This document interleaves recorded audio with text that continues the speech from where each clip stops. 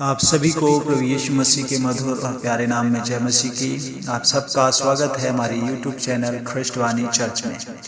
आज हम देखेंगे प्रभु यीशु को क्रूस पर चढ़ाए जाने की कहानी को। और इस कहानी में आगे बढ़ने से पहले यदि आपने हमारे चैनल को सब्सक्राइब नहीं किया तो सब्सक्राइब करें और बेल आइकन को दबाना ना भूलें। तो आइए बढ़ते हैं कहानी में आगे। यीशु मसीह का ठट्टा करने के बाद सैनिक उसे क्रूस पर चढ़ाने के लिए ले गए।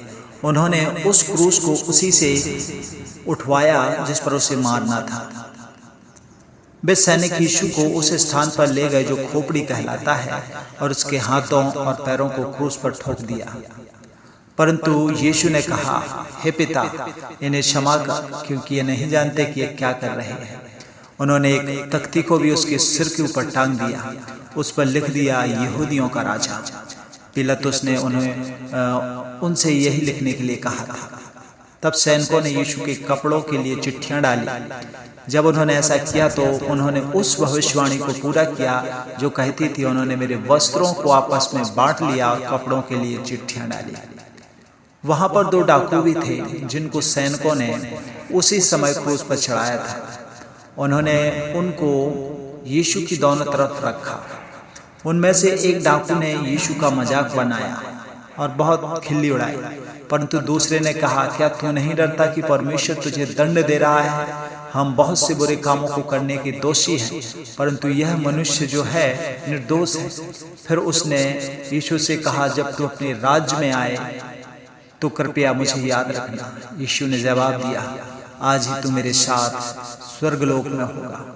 यहूदी अगुओं और भीड़ के अन्य लोगों ने यीशु का मजाक उड़ाया। उन्होंने उससे कहा, यदि तू परमेश्वर का पुत्र है तो क्रूस से नीचे उतरा और स्वयं को बचा ले, तब हम तुझ पर विश्वास करेंगे।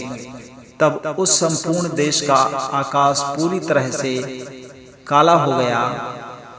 और आगे वचन कहता है कि भले ही वह दिन के मध्य का समय था, दोपहर का समय था, परंतु दोपहर के समय भी पूरा जो समय है, जो बादल है, जो उजियाला है, वो सब कुछ ढप हो गया। यानी चारों तरफ काला काला हो गया, अंधेरा छा गया। और बाइबल बताती है कि 3 घंटे तक ऐसा ही रहा। किसी भी प्रकार की रोशनी लोगों को दिखाई नहीं दी। तब यीशु ने पुकार के कहा, पूरा हुआ है पिता, मैं अपनी आत्मा तेरे हाथों में सौंपता हूँ। तब उसने अपने सिर को झुकाया और अपने प्राण को त्याग दिया। जब वह मरा तो एक भूकंप आया। वह बड़ा पर्दा जो परमेश्वर की उपस्थिति से लोगों को अलग करता था, ऊपर से नीचे की ओर फटकर 2 भाग हो गया। अपनी मृत्यु के द्वारा यीशु ने लोगों के लिए परमेश्वर के पास आने का मार्ग खोल दिया।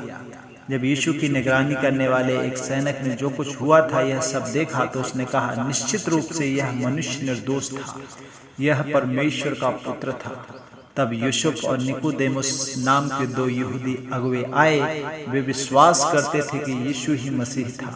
उन्होंने पिलातुस से यीशु के शरीर को मांगा। उन्होंने उसके शरीर को कपड़े में लपेटा।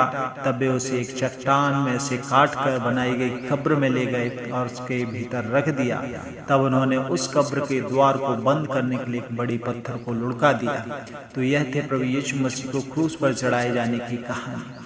मेरे प्रिय भाई बहनों, आपको कैसी लगी आप हमें कमेंट करके ज़रूर बताइए। और आने वाले समय में हम आपको क्रूस पर कहे गए 7 वाक्यों को विषय में भी थोड़ा बातचीत करेंगे। प्रभु आपको आशीष दे। God bless you.